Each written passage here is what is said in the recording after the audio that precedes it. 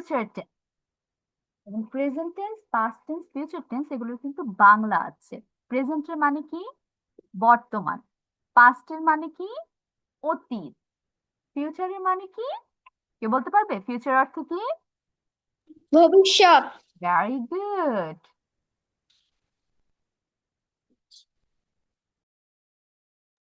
তাহলে present, past, future, বর্তমান, অতীত, ভবিষ্যৎকাল।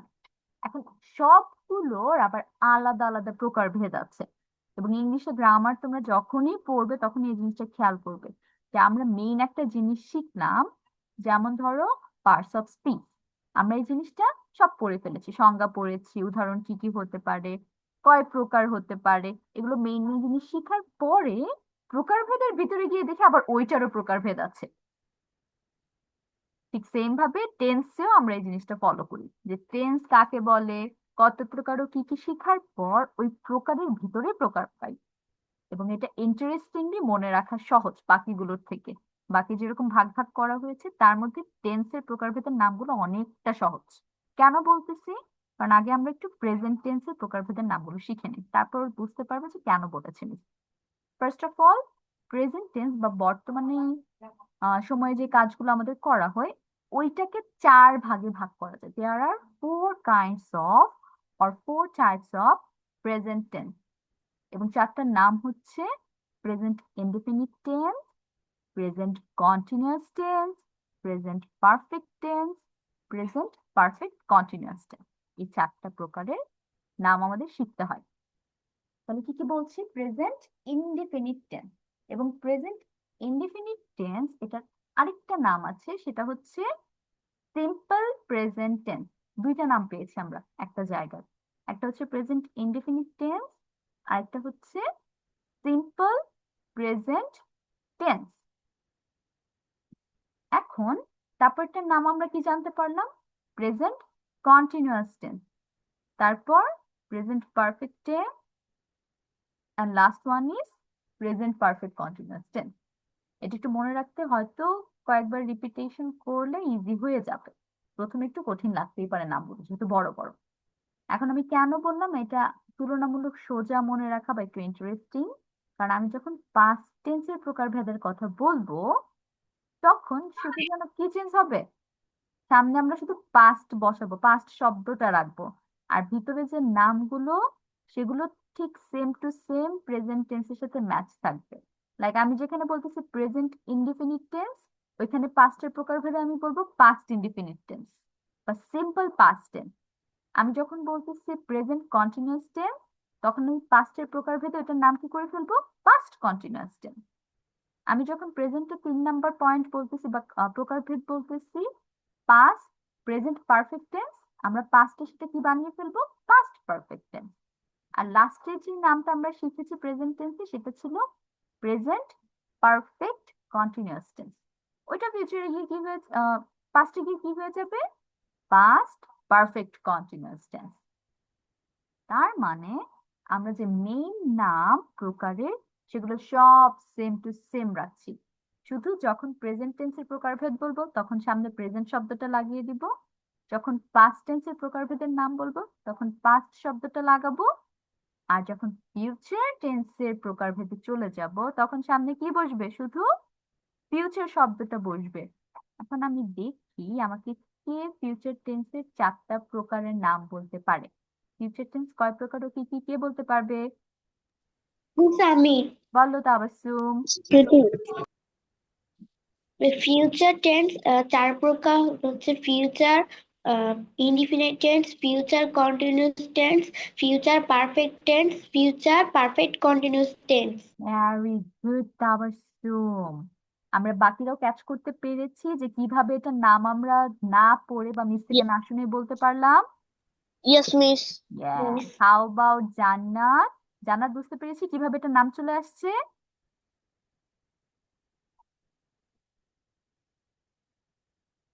তারপর তারহা বুঝতে পেরেছি কিভাবে এই নামগুলো হলো?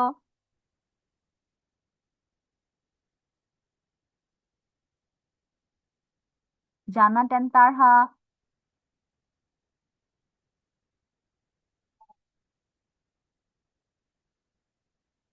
জান্নাত আর তাহা নেই, they are in the class. ওকে জান্নাত, ম্যাডাম আমি বলতে পারবো। বলো তো ফিউচার টেন্সের প্রকারভেদের নামগুলো কি কি? Future indefinite tense, future continuous tense, future perfect tense, future perfect continuous tense. Very good also জান্নাত। তারহা বলতে পারবো নামগুলো? জি বলো। Yes, miss. বলো তো। Future indefinite tense, future continuous tense, future present tense, future perfect. perfect tense, future perfect continuous tense. Very good, wow মাশাআল্লাহ। আমাদের তো তাহলে তিনজন বাচ্চা খুব লক্ষ্মী, তিনজনে আমরা সুন্দর করে বুঝে সবগুলো নাম ক্যাচ করতে পেরেছি। আজকে আমাদের মেইন পার্ট জানো কি? ফিউচার টেন্সটা পড়বো, এবং ফিউচার টেন্সের পড়ার মাঝখানে আমাদের প্রথম পার্টটা চলে আসবে, সেটা হচ্ছে সিম্পল ফিউচার টেন্স বা ফিউচার ইনডেফিনিট টেন্স। এটা সম্পর্কে আমরা আজকে ডিটেলস শিখবো। ডিটেলস এর মধ্যে কি কি থাকবে? সংজ্ঞা থাকবে, তারপর কি থাকবে? স্ট্রাকচার থাকবে, আর সাথে স্ট্রাকচার গুলোর সাথে ম্যাচিং করে আমরা কয়েকটা এক্সাম্পলস দেখবো। তাহলে প্রথমে আমরা সিম্পল ফিউচার টেন্স এটার সংজ্ঞা যদি শিখতে চাই, আমরা শুধু সিম্পল বা ইনডিফিনিট এটার সংজ্ঞা শিখলেই হয়ে যাচ্ছে। যেমন ধরো আমি সিম্পল প্রেজেন্ট টেন্স আগে চিন্তা করি, বা প্রেজেন্ট ইনডিফিনিট টেন্স, একই নাম তো, একই কাজ, কিন্তু নাম হচ্ছে ডিফারেন্ট। ওইখানে তোমার ইনডিফিনিট টেন্স মানেই হচ্ছে তুমি ওই শব্দটা দিয়ে যেটা বুঝাবে, ওই টেন্সটা দিয়ে যা বুঝাবে। যেমন ধরো তুমি যখন প্রেজেন্ট টেন্স বলছো, তার মানে হচ্ছে বর্তমানে যেসব কাজ করা হয়, লাইক খাই, ঘুমাই, লিখি, পড়ি, খেলি, যাই, এরকম নর্মালি আমরা যে শব্দগুলো বলি, এবং যখন এটাতে প্রেজেন্ট বুঝে যাই, ওইটাকে আমরা প্রেজেন্ট ইনডিফিনিট টেন্সের আন্ডারে ফেলে দেবো। তার মানে প্রেজেন্ট টেন্সের যে বেসিক আইডিয়া আমাদের, সেটাই প্রেজেন্ট ইনডিফিনিট। আবার আরেকটা ওয়েতে আমরা বুঝতে পারি, যাদের ওর নামই তো সিম্পল প্রেজেন্ট টেন্স, তাহলে সিম্পলি যে প্রেজেন্ট টেন্সকে বুঝি আমরা, সেটাই এটার আন্ডারে পড়বে। তাহলে same goes for past tense. আমরা পাস্ট টেন্সের নাম যখন শুনি, তখন মাথায় মাথায় চলে আসে না যে আমরা অতীতে কোনো কাজ করেছিলাম, ওইটাই আমার পাস্ট টেন্স। লাইক আমি খেয়েছিলাম, আমি পড়েছিলাম, আমি খেলেছিলাম, ঘুমিয়েছিলাম, এগুলোই হচ্ছে আমার পাস্ট ইনডিফিনিট টেন্স। তারপর যখন আমি এখন ফিউচার পড়ছি, ফিউচার ইনডিফিনিট টেন্স বা সিম্পল ফিউচার টেন্সে কি হবে? ফিউচার টেন্সের নাম শুনে আমাদের মাথায় কি আসে আগে বলো তো? ভবিষ্যৎ। Yes, ভবিষ্যৎ, এই শব্দটা আমার মাথায় চলে আসে। তার মানে আমি ফিউচার টেন্স দিয়ে বুঝবো যে ভবিষ্যতে আমি কোনো কাজ করব, লাইক আমি কালকে স্কুলে যাব, আমি কালকে ঘুরতে যাব, আমি কালকে এটা পড়বো, আমি কালকে এটা করব। তাহলে আমি এই যে ফিউচারের কথা চিন্তা করে রেখেছি, ফিউচারে আমি এই কাজগুলো করব বা এই কাজ করা হবে, সেটাই আমার সিম্পল ফিউচার টেন্স। আমি ফিউচার টেন্স নামটা শুনেই যেটা চিন্তা করি, সেটাই সিম্পলি আমার একদম শুরুর প্রকারভেদের মধ্যে পড়ে যাবে, simple present tense, future tense অথবা ফিউচার ইনডেফিনিট টেন্স। সবাইকে আমরা সংজ্ঞা বুঝতে পেরেছি? Yes, everyone ma'am. ওকে? তাবাসসুম, বাকিরা? Yes, miss. তুষা, Yes, তারপর miss. জান্নাত, তারপর রাবিয়া, তারহা? Yes, miss. ওকে, রাবিয়া বুঝতে পেরেছি, তারহা বুঝতে পেরেছি।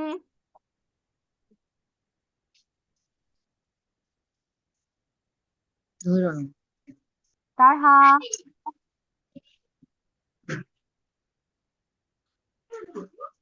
ওকে, তারহা মেবি আনমিউট হতে পারছে না। এখন আমরা বাংলায় তো এতক্ষণ পড়লাম, সব বুঝে ফেলেছি বাংলায়। এখন আমাদের কাজ কি হবে? ইংলিশ ডেফিনেশনটা একটু পড়া।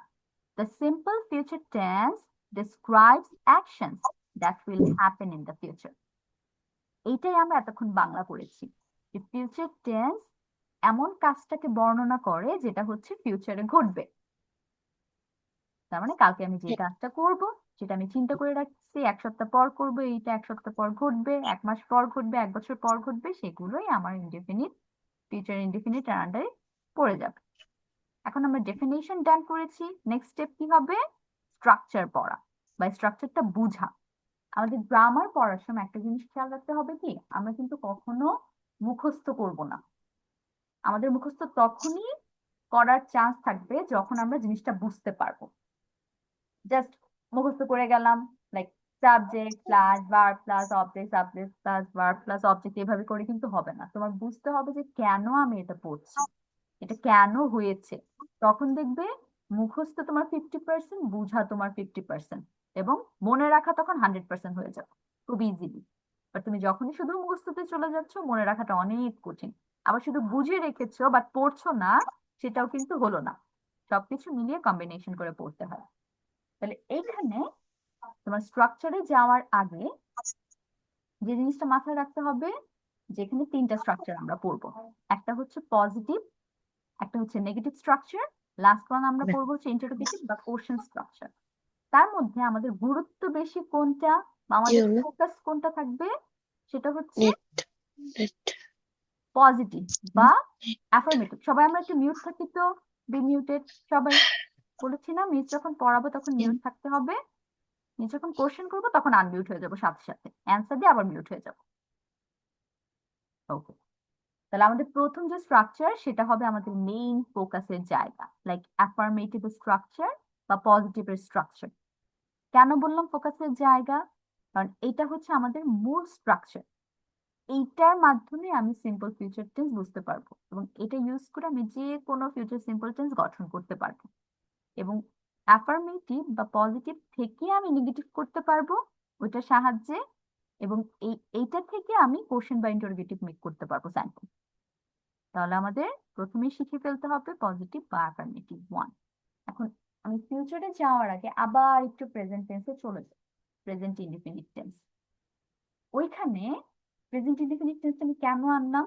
কারণ ওটা স্ট্রাকচার হচ্ছে subject plus V1 plus object. এখন এইটার সাথে আমাদের ইংলিশ সেন্টেন্সের যে মূল স্ট্রাকচার সেটার খুবই মিল পাওয়া যায়। যেমন ধরো, যখন তোমাকে বলা হয় যে আমরা ইংলিশে সেন্টেন্স কিভাবে লিখি, ওটার স্ট্রাকচারটা বলো তো, তখন কিন্তু আমাদের SVO এই ফর্মুলাটা বলতে হয়। মানে সাবজেক্ট ভার্ব অবজেক্ট, এই ফর্মুলা বলা মানে ধরে নেওয়া হয় যে তোমার আইডিয়া আছে কিভাবে একটা ইংলিশ সেন্টেন্স লিখতে হয় সিম্পল ভাবে। এখন SVO সাবজেক্ট ভার্ব অবজেক্ট, এটা কিভাবে লিখি? Like I will go or I go to school, দুইভাবেই লেখা যায়। আমি আয়ের সাথে হচ্ছে ভার্ব গো, তারপর হচ্ছে টু স্কুল, এটা হচ্ছে আমার অবজেক্ট পার্ট। কিন্তু আমি যখন এই জিনিসটা বাংলাতে নিয়ে আসবো, আমি কিন্তু বাংলা করবো আমি স্কুলে যাই, আমি স্কুলে যাই। এবং এইটা যদি আমি শর্ট ফর্মে বা একটা স্ট্রাকচারে দাঁড়া করাতে চাই, তখন কি হবে? SOV। দুইটা কিন্তু ডিফারেন্ট হলো। আমার বাংলা বাক্য কিভাবে গঠন করতে হয়, কর্তার পর আমাদের কর্মটা চলে যায় একদম শেষে, মাঝখানে আমাদের অবজেক্টটা থেকে যায়। কিন্তু ইংলিশে আমার সাবজেক্টের পরই ভার্ব, তারপর লাস্টে গিয়ে অবজেক্ট আমরা এক্সট্রা রাখি, আবার অনেক সময় অবজেক্ট থাকেও না। তো এই হচ্ছে বাংলার বেসিক স্ট্রাকচার সেন্টেন্স লেখার, এবং ইংলিশে বেসিক স্ট্রাকচার। এবং এই বেসিক স্ট্রাকচার যেটা আমি বললাম এসভিও, এটাই হচ্ছে তোমার প্রেজেন্ট ইনডিফিনিট টেন্সের main structure, subject plus V1 plus object. এখন এটা বোঝানোর কারণ হচ্ছে, তুমি সিম্পল ফিউচার টেন্সে দেখো স্ট্রাকচারটা কি পাচ্ছ, subject plus will plus base verb, তারপর অবজেক্ট। অনেক সময় যেটা বললাম থাকে, অনেক সময় থাকতেও না, বাট স্ট্রাকচারে লেখা ভালো। তোমরা যখন খাতায় তুলবে তখন অবজেক্ট ওয়ার্ডটা লিখে রাখবে। তোমার এটা পড়ে মনে হতে পারে যে আমার তো ফিউচার সিম্পল টেন্স, এটার সাথে প্রেজেন্ট ইনডিফিনিট টেন্সের স্ট্রাকচারে কিছুটা মিল আছে, কারণ ওইখানে আমি V1 পাচ্ছি, এখানেও V1 পাচ্ছি। কিন্তু V1 পেলেও ইংলিশে বেশিরভাগ জায়গায় ছোট্ট ছোট্ট ডিফারেন্স থাকে, যার কারণে অনেক কিছু চিন্তা করে পরে লিখতে হয় বা জিনিসটা মাথায় রাখতে হয়। যেমন ধরো, আমি এখানে বলেছি subject plus will plus base verb, আর প্রেজেন্ট ইনডিফিনিট টেন্সে আমি কি বলছি বারবার, subject plus V1 plus object. Will তো অবভিয়াসলি এখানে ডিফারেন্ট, এটা আছে, কিন্তু মূল কথা আমার থাকবে V1 জিনিস কি, বেস ভার্ব জিনিস কি, এই দুইটা তফাৎটা। V1 হচ্ছে আমাদের নর্মালি যে ভার্ব গুলো ইউজ করি, বা বেস ভার্ব হচ্ছে আমরা নর্মালি যে ভার্ব গুলো ইউজ করি। তাহলে দেখছো আমি কিন্তু দুইটাতে সেম কথা বলছি, দুইটাতে আমি বলতেছি যে নর্মালি আমরা যে ভার্ব গুলো ইউজ করি, আমরা যে শিখে আসছি ছোটবেলা থেকে, go, sleep, eat, sing, dance, cry, write, like this words. এগুলো কিন্তু আমরা একদম যখন বেসিক ইংলিশ শেখা শুরু করি, এগুলো বাংলা জেনে জেনেই পড়ে পড়ে কিন্তু শেখা হয়ে থাকে, যে গো অর্থ যাওয়া, প্লে অর্থ খেলা, ইট অর্থ খাওয়া, এভাবে পড়ি। তাহলে এইটাই হচ্ছে আমার V1, এটাই হচ্ছে আমার বেস ভার্ব। তাহলে তফাৎটা কোথায়? অবশ্যই তো তফাৎ থাকতে হবে, নাহলে তো দুইটার এরকম ডিফারেন্ট নাম হয় না। তফাৎ হচ্ছে তুমি যখন বেস ভার্ব বলছো, এটার নাম কিন্তু বেস। বেসের বাংলা হচ্ছে তোমার ভিত। আমাদের সবকিছুতে কিন্তু বলা হয় যে ভিত স্ট্রং থাকতে হবে, আমাদের ভিত মজবুত থাকতে হবে, গোড়া মজবুত থাকতে হবে, শক্ত থাকতে হবে।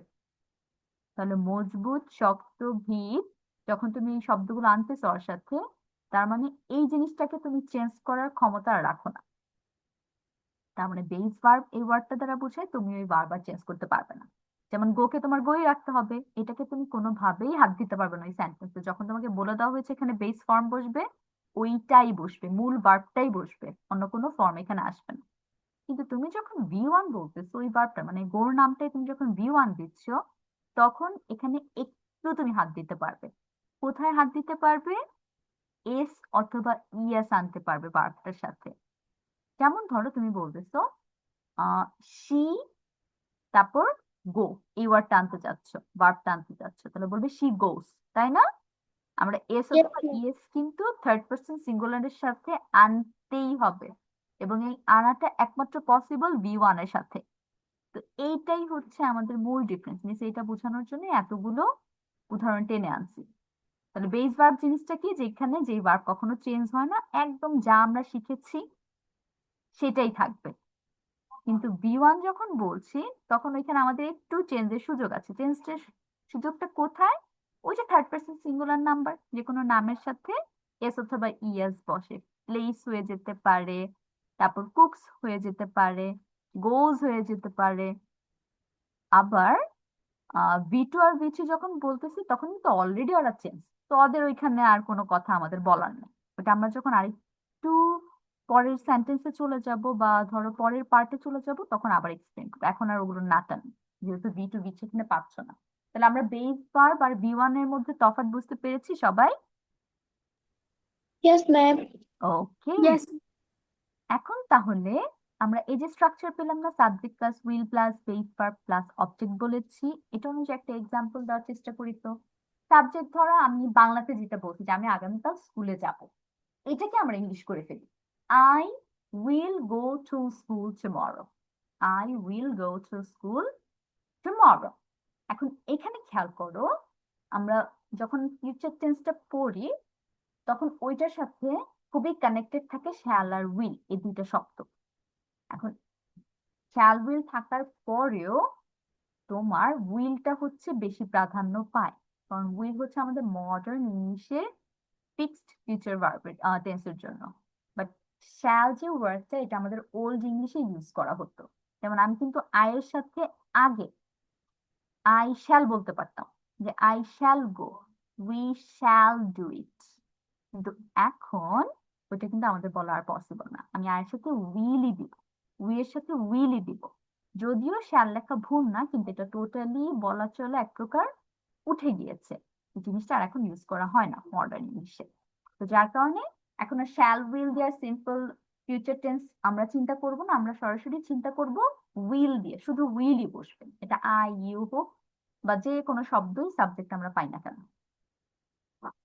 তাহলে I will go to school tomorrow.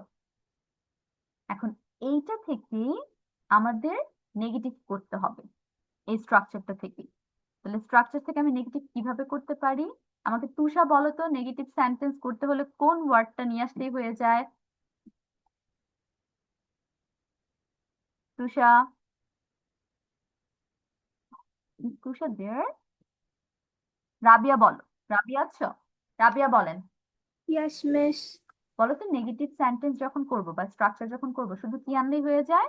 Not. Not. Very good. তার মানে আমরা এই যে স্ট্রাকচারটা মাত্র পড়েছি, এটা আমি যখনই নেগেটিভ করতে চাবো, শুধু নট আনবো, আর কিচ্ছু লাগবে না আমাদের। এখন আমাদের নটটা আমরা মেইন জায়গা পেয়ে গিয়েছি, যে আমি নট আনবো, বসাবো, হয়ে যাবে, মজা। কিন্তু তোমার এখানে একমাত্র জায়গাটা খুঁজে বের করতে হবে যে আসলে কোথায় আমরা নট বসাতে পারি। এই নটটা বসাতে হবে উইল এর পর, উইল নট। কিন্তু এইখানে দেন अगेन আবারও কথা আছে, আবারও নিয়ম ফলো হচ্ছে। সেই নিয়মটা কি? অক্সিলারি ভার্বের পরে নট হবে। তুমি যে কোনো জায়গায় নট বসাও, তোমার সবসময় অক্সিলারি ভার্বের সাথে বসাতে হবে। এখন কোশ্চেন হচ্ছে অক্সিলারি ভার্ব আসলে কোনগুলো, এগুলো তো জানা থাকতে হবে, নাহলে তো বসাতে পারবো না। এখানে যেহেতু উইল এর পর বসছে, তাহলে আমাদের ফিউচার ইনডিফিনিট টেন্সের জন্য উইলটা হচ্ছে অক্সিলারি ভার্ব, আমাদের বোঝা শেষ। এবং এটা ছাড়াও আরো কি কি আছে?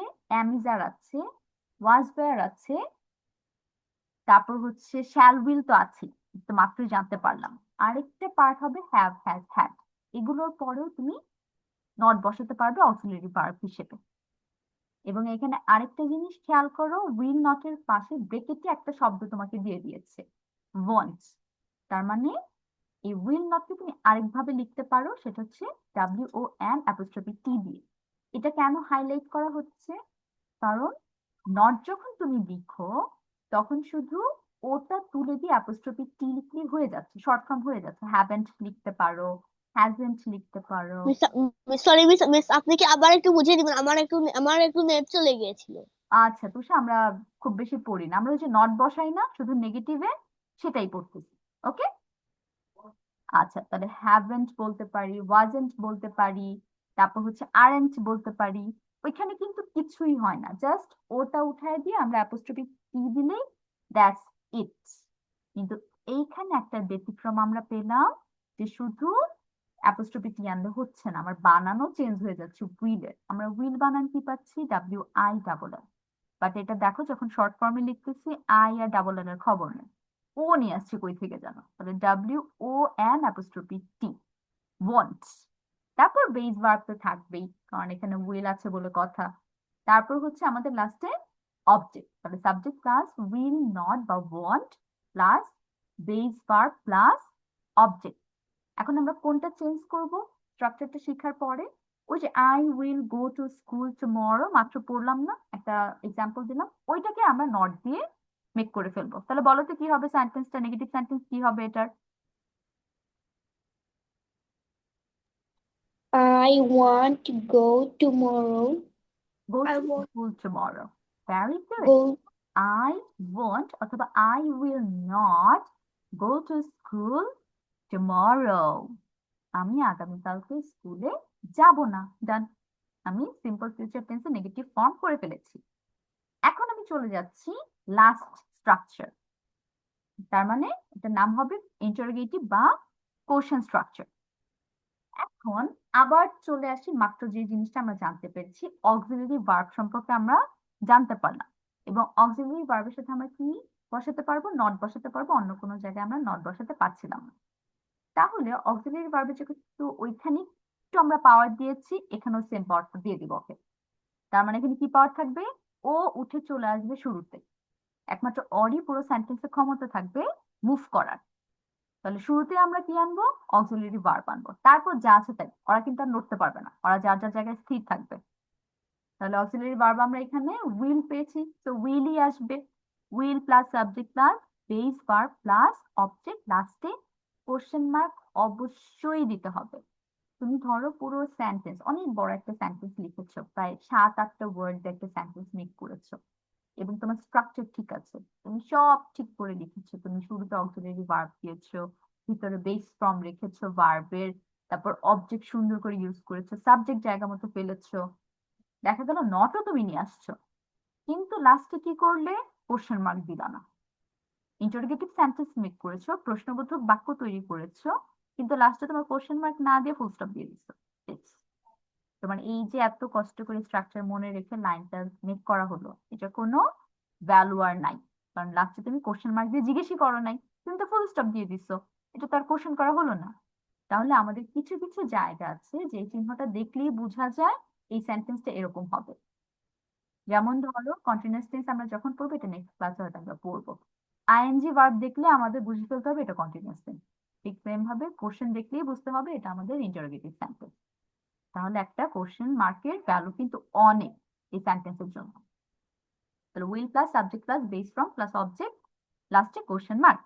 এখন আমাকে বলো তো যে I will go to school tomorrow, এটার ইন্টারোগেটিভ বা কোশ্চেন সেন্টেন্স কেমন হবে, কিভাবে বানাতে পারি Will আমরা? I go? Will I go Will to I go? Will I go?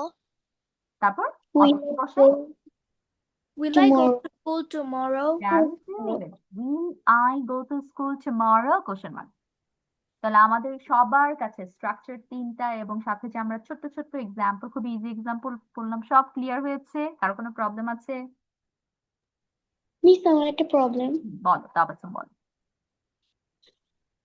উইলকে আমরা যদি ওয়ান্ট করতে যাই তাহলে আমি কি মানে এটা কোশ্চেন মার্কে দিতে পারবো না, কোশ্চেনে কি বলতে পারবো যে না ওয়ান্ট আই গো, এভাবে বলা যাবে?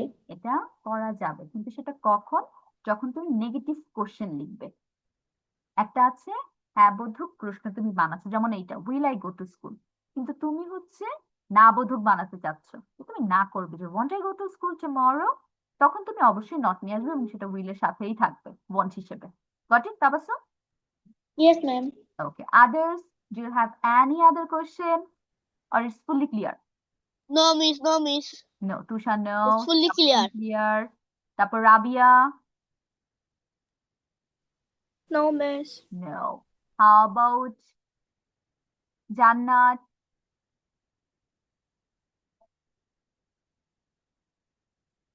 Jannat and Arabi maybe, yes.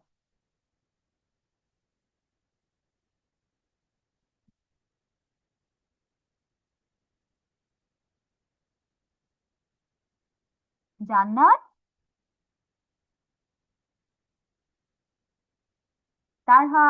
তারহার response আমি তখনও পাইনি। তারহা কি বুঝতে পেরেছি মিস এতক্ষণ যা যা পড়ালাম?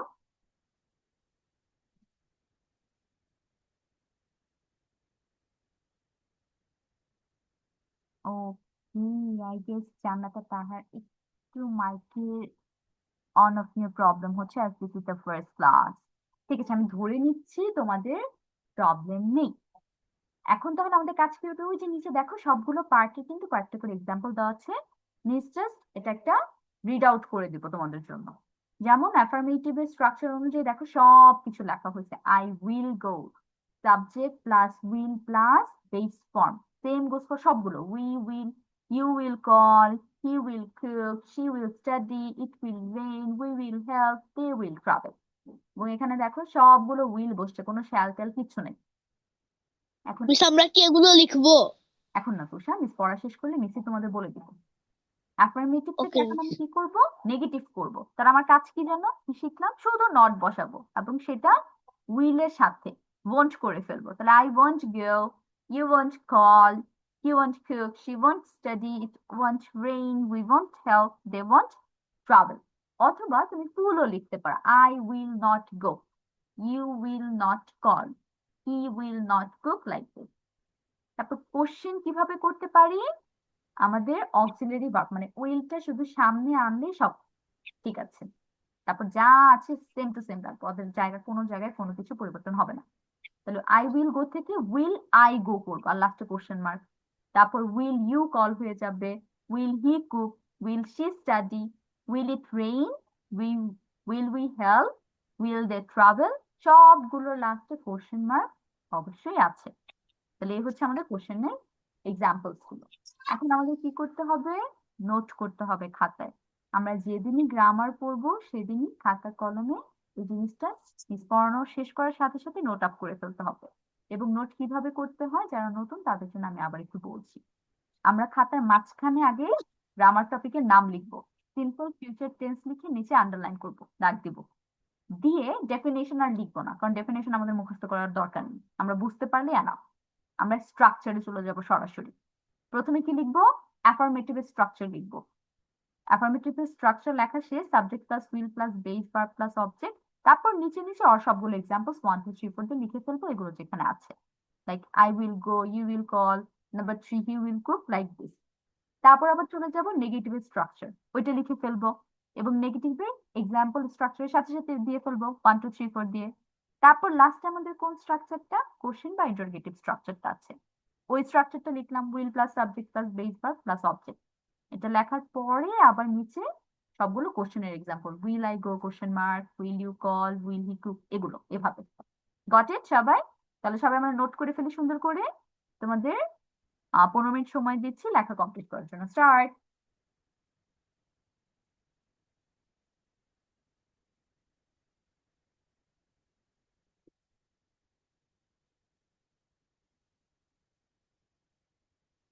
আমরা কিন্তু অ্যাফার্মেটিভ শব্দটা লিখে কোলন দিব, তারপর ওর পাশে স্ট্রাকচার লিখবো, তারপর 1 2 3 4 দিয়ে এক্সাম্পল। নেগেটিভ শব্দটা লিখে ইংলিশে কোলন দিয়ে পরে কোলনের পাশে স্ট্রাকচার লিখে ফেলবো, তারপর নিচে এক্সাম্পল 1 2 3 4 দিয়ে।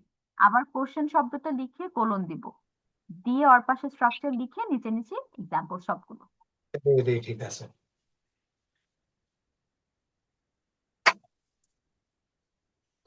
ওনাটা শুনতেও বলে এবারে দরকার।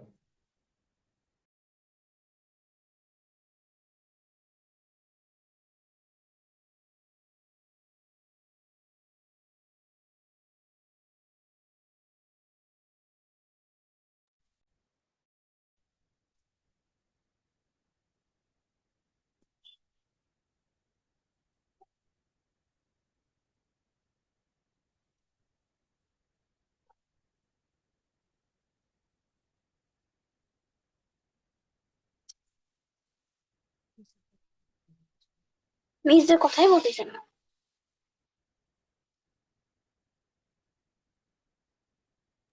কারণ মিস এখন লিখতে দিয়েছি, মিস এখন আর কথা বলবো না তোমাদের লেখা শেষ হওয়া পর্যন্ত। মিস কি কি লিখতে বলবো? দিয়েছি? স্ট্রাকচার লিখতে দিয়েছি এবং স্ট্রাকচারের সাথে সাথে এক্সাম্পলস লিখতে দিয়েছি। এখানে যা দেখতে পাচ্ছ এগুলো নোট করতে বলেছি।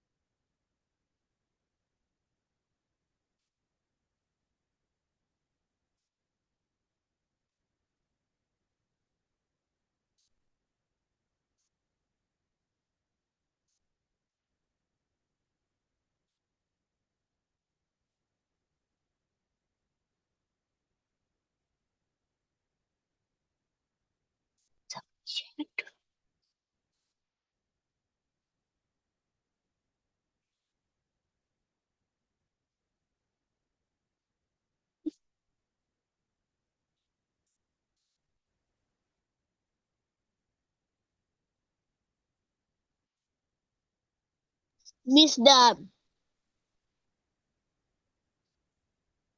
Miss I have done.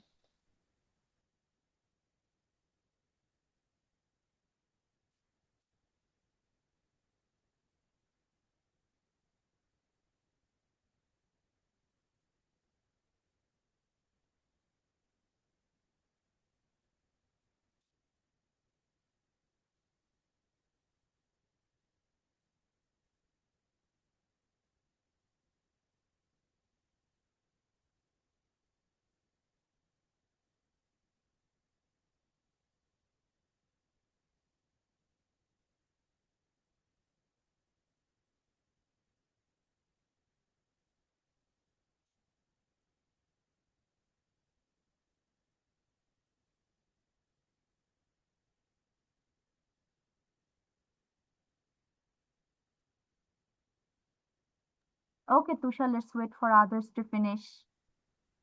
Miss, can I send my picture? Yes, you can.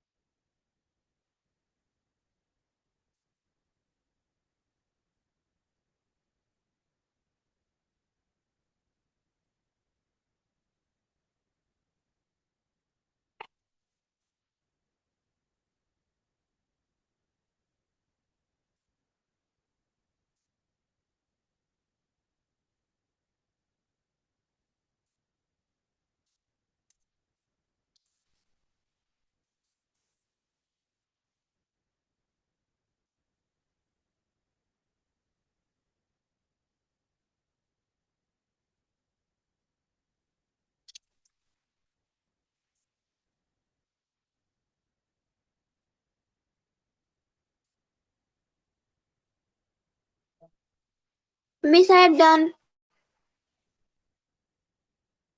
ওকে বাবা।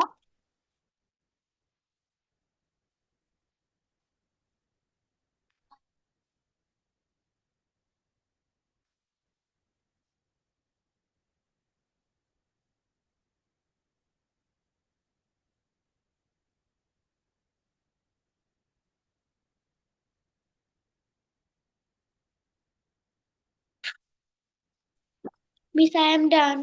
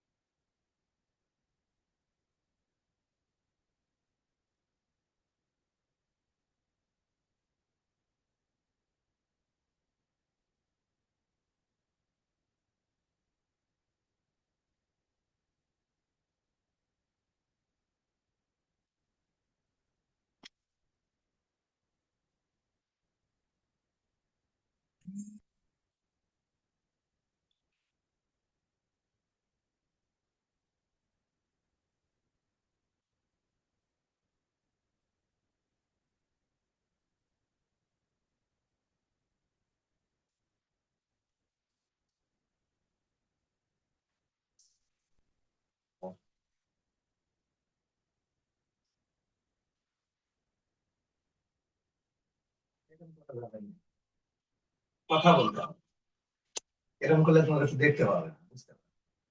আচ্ছা, পরে বুঝে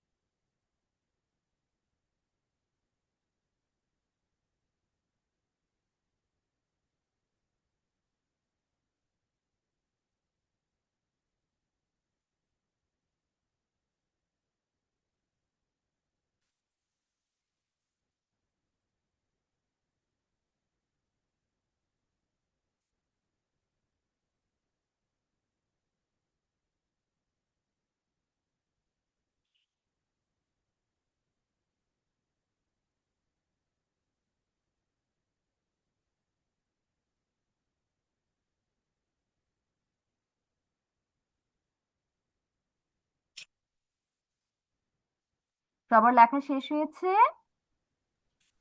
Yes, miss. ওকে, এখন আমরা একটা মজার টাস্ক করব। তোমাদের কাছে মজাও লাগতে পারে, আবার ফার্স্টে একটু হার্ড হার্ড লাগতে পারে। সেই টাস্কটা হচ্ছে পিকচার থেকে অ্যান্সার খুঁজে বের করা। এখানে দেখো আমরা একটা পিকচার, সরি কোথায় চলে গেল,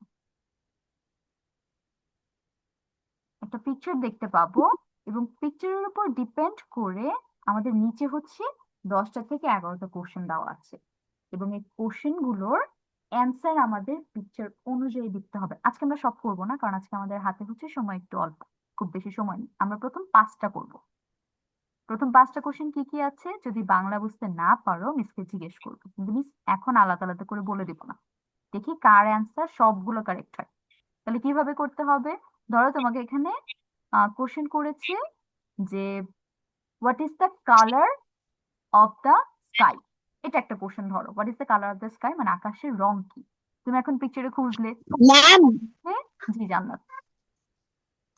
আমার নেটে প্রবলেম হয়েছিল তো আমি শুনতে পাইনি আপনি কি লিখতে দিয়েছিলেন।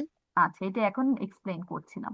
তো তোমাকে কোশ্চেন করলো যে what is the colour of the sky, আকাশের রং কি।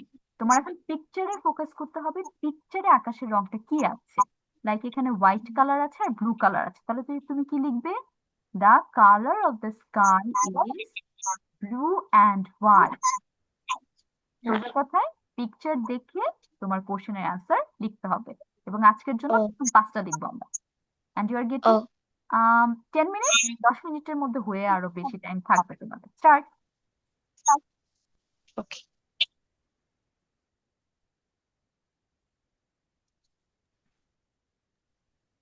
হ্যাঁ, লেখো, বুঝে বসো। চলো। কেন কম্বোর কি প্রবলেম করছে? বাট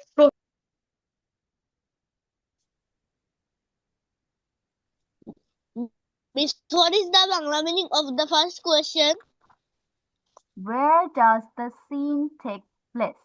এটা বাংলা হচ্ছে, এই যে ছবিটা দেখতে পাচ্ছ এই ছবিটার জায়গাটা আসলে কি, কোন জায়গায় এই ঘটনাগুলো ঘটছে।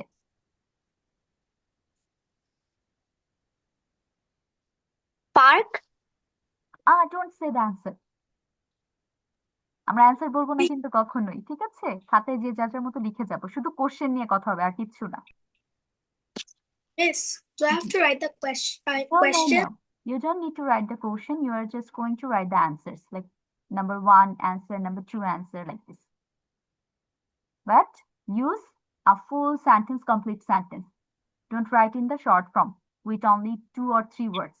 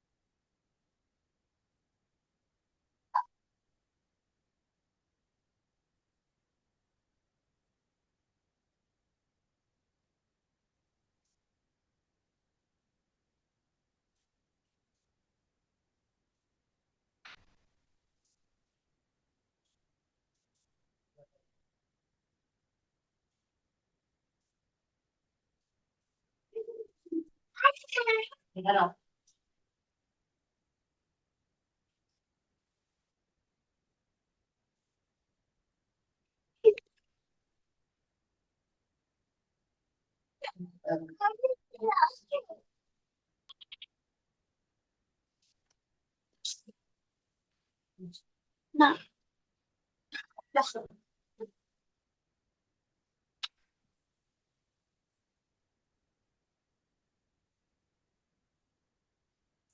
Oh man.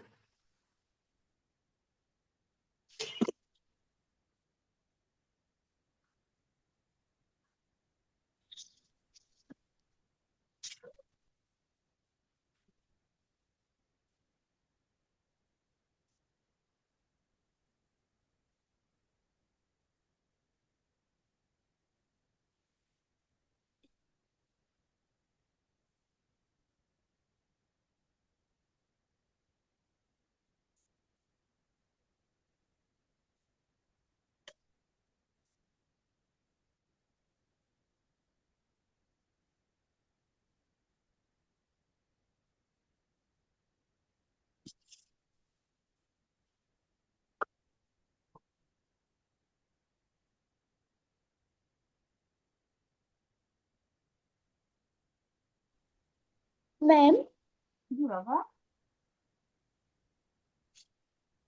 what is Miss, the can meaning of Miss, can we write the all three questions? number? না তুষার, আজকে আমরা অল কোশ্চেন লিখবো না, যদি প্রথম পাঁচটা লেখা হয়ে থাকে স্টপ হয়ে যাবে, ঠিক আছে? বলো, কে ডেকেছিলে? What is the meaning of three number Number question? 3, how many are in the foreground? Foreground মানে হচ্ছে মাঠের সামনের অংশকে Ma'am? বোঝানো হয়। তাহলে মাঠের সামনের অংশে কয়জন আছে? সামনে অঙ্কটি হয়েছে।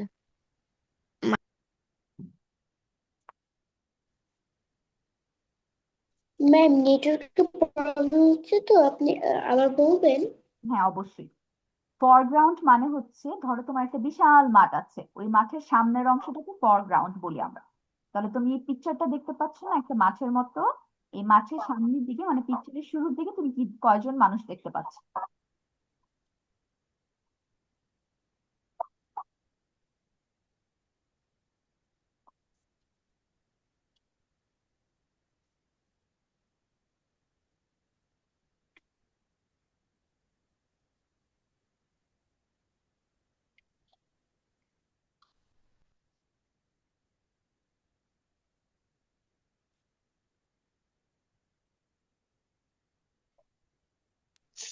মিস, বলো।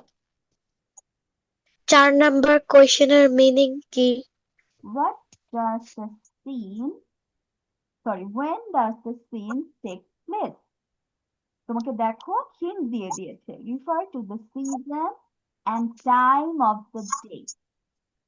এই যে তুমি পিকচারটা দেখতে পাচ্ছ, এটা সময় সম্পর্কে জানতে চাচ্ছে। একটা হচ্ছে সিজন, কোন ঋতু মনে হচ্ছে তোমার দেখে, আর দিনের কোন সময়টা মনে হচ্ছে যে এই সময়টা ওরা এখন এখানে আছে, এবং Oh, ঋতুটা কোনটা। গট ইট?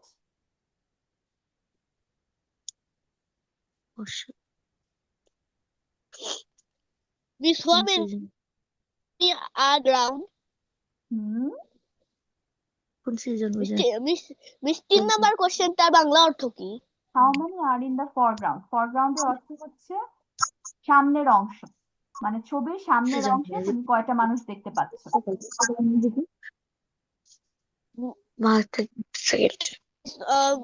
মিস, পুকুরে যারা রয়েছে তাদের বাদ দিয়ে। হ্যাঁ হ্যাঁ, পুকুর ধরবে না, শুধু সামনের অংশ একদম।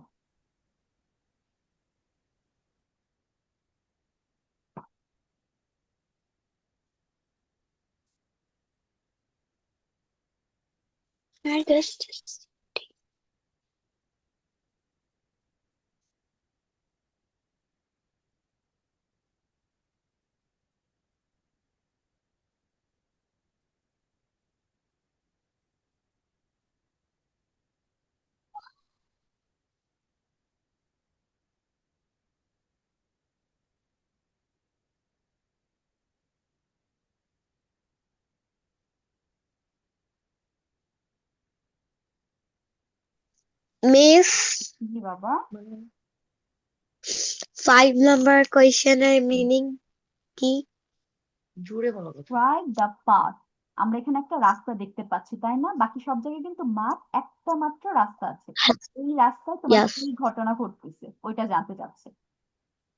Oh, thank you. Welcome.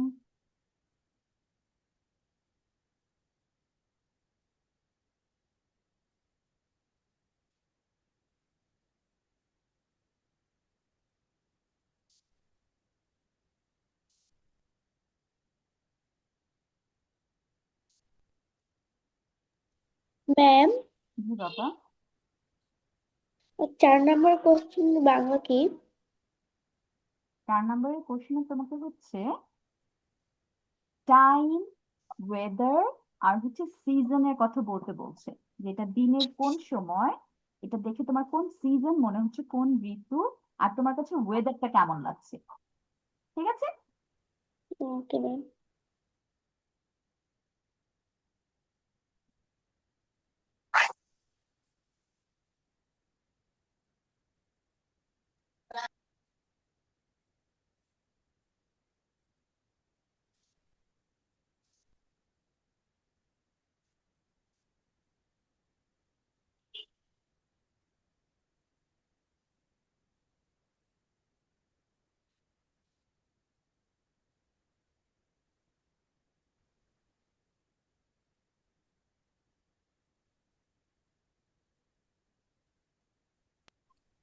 Miss, I've finished. Okay, wait for others. Others, last 2 মিনিটস, আর 2 মিনিটের মধ্যে লেখা শেষ করবো।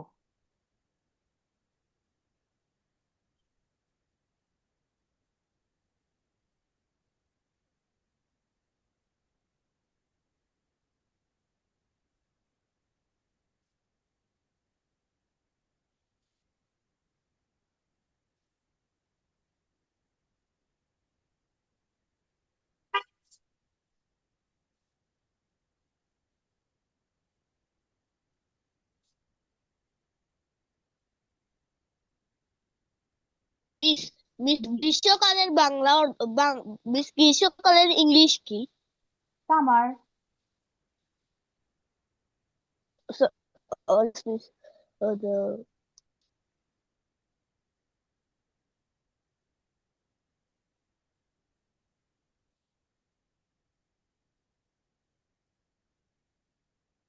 Miss, I finished. Okay.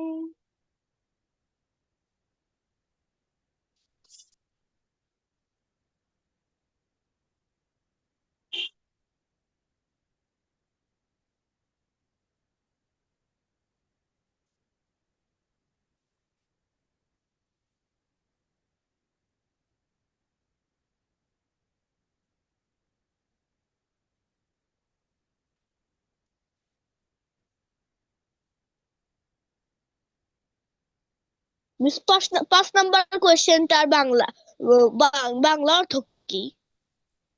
Describe the path. এখানে দেখো একটা রাস্তা দেখতে পাচ্ছ না? ইয়েলো কালার বা ব্রাউন কালারের রাস্তাটা, ওই রাস্তাটার মধ্যে কি কি হচ্ছে, কে কি করছে?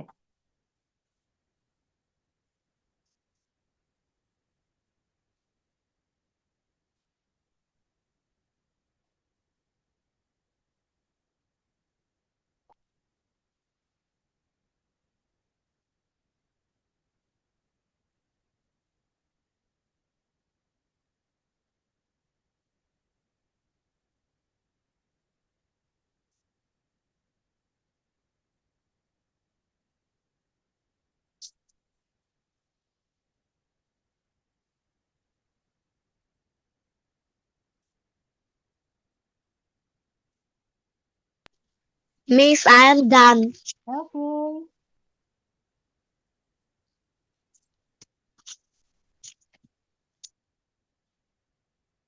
মিস ডান।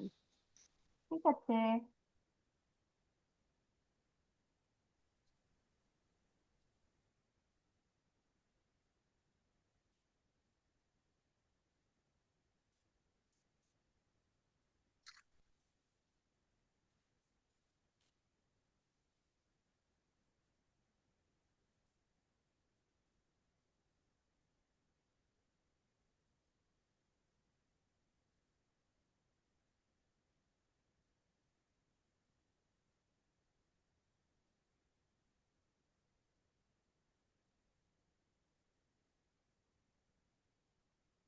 ওকে, আমাদের টাইম শেষ, এখন আমাদের অ্যান্সারের পালা।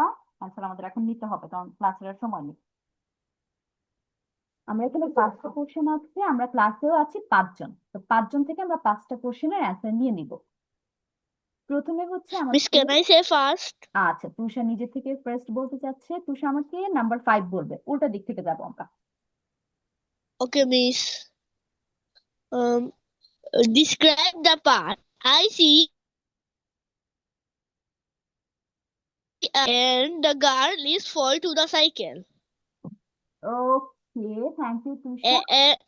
There are two dogs are running. আচ্ছা ঠিক, আমরা ডগস এরটা এখানে আনবো না। কেন আনবো না? কারণ ডগস গুলো দেখো ওরা কিন্তু মাঠের মধ্যে দৌড়াচ্ছে, ওরা কিন্তু রাস্তার মধ্যে নাই, তো এটা স্কিপ। এখন আমি তোমার একটু Okay. লাইনগুলো ঠিক করে দিই। এটা গার্ল না মেবি, এটা মেবি বয়। হ্যাঁ এটা boy. A boy is falling from his bike, এভাবে Cycle. লাইনটা বুঝিয়ে। A boy is Miss, it's not a bike. Bicycle. Yes, Miss. Okay, তাহলে a boy is falling from his bicycle and behind him a man is jogging Yes. বা walking দিলেও হবে। Jogging দিলে basically আমরা একটু দৌড়িয়ে যারা হাঁটে তাদেরকে জগ করা বলা হয়, তো উনি বেসিক্যালি এখানে জগিং করছে। তাহলে এইভাবে আমাদের লাইনটা সাজাতে হবে। Tusha thank you. তারপর আমরা চলে যাচ্ছি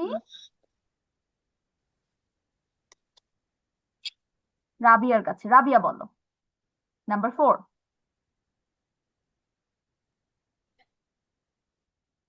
Number 4. When does the scene refer to the season and time of the day? Mention the weather, what the weather is like time. And the weather looks sunny and good.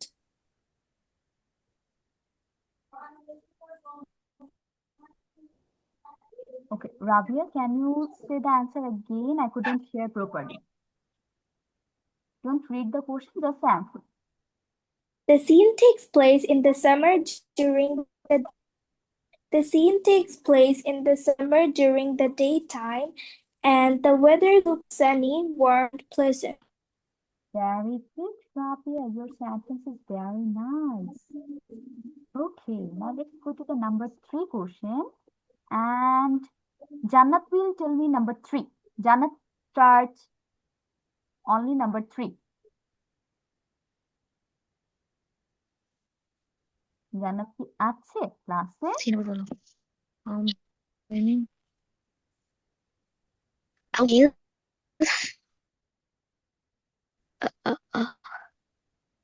It does fully net. কে মিসের হচ্ছে wifi একটু problem করেছিল, যার কারণে screen চলে গিয়েছিল। একটু আবার আমরা অ্যান্সারে চলে যাচ্ছি। জান্নাত আমাকে নাম্বার 3 বলবে।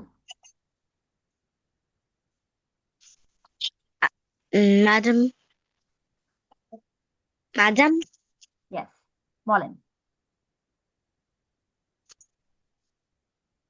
I mean like say 3 people just at the মানে like ফুল সেন্টেন্স তুমি লিখুনি।